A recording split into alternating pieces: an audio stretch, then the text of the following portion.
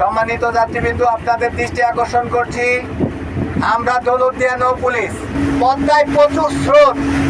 আপনারা নিজেরা সাবধানে থাকবেন, আপনাদের শিশু বাচ্চাদেরকে নিরাপদ হেফাজতে রাখবেন। সন্ধ্যা 7:30টার দিকে ফোন দিয়ে জানান যে কুমিল্লা নামক একটি ফেরি থেকে একজন অজ্ঞাতনামা বয়স্ক মহিলা মাঝপদ্মায় অন্ধকারের মধ্যে একাই লাফ দিয়ে পড়ে গেছে এবং তার একটা ভ্যানিটি ব্যাগ ফেরিতে রয়ে গেছে।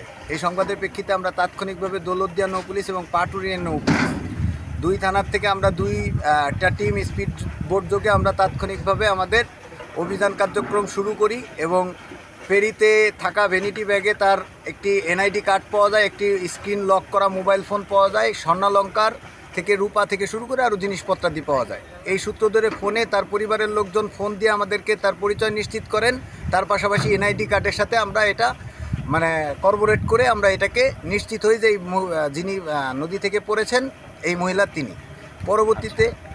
পরবর্তীতে আমরা দৌলতদিয়া নৌ পুলিশ এবং পাটুরিয়া নৌ পুলিশ এই নদী পথের আমাদের সম্ভাব্য যত খানিক সীমারেখা আছে আমরা এই নদীপথ আমরা আমাদের মতো করে তল্লাশি করি, কিন্তু তল্লাশি অব্যাহতকালীন রাত 11টার দিকে, শনিবার রাত 11টার দিকে কবিরচর নামক কোতোয়ালি থানাধীন পদ্মা নদীর এখানে মৎস্য আহরণকারী যারা আছেন তারা এই মহিলাকে দেখতে পেয়ে তাকে উদ্ধার করেন এবং ওইখানকার স্থানীয় সরোয়ার মেম্বারকে অবগত করেন। সরোয়ার মেম্বার একটি বাড়িতে নিরাপদ হেফাজতে রাখে এবং তার প্রাথমিক ট্রিটমেন্টের জন্য কাপড় চোপড় বদলানো থেকে শুরু করে সকল কিছু শালীনতার সাথে কার্যক্রম পরিচালনা করেন। এই বিষয়টি আমরা জানতে পেরে তাৎক্ষণিকভাবে সরোয়ার মেম্বারকে আমরা অবগত করি এবং তাকে নিরাপদ হেফাজতে রাখার বিষয়টি নিশ্চিত করতে বলি।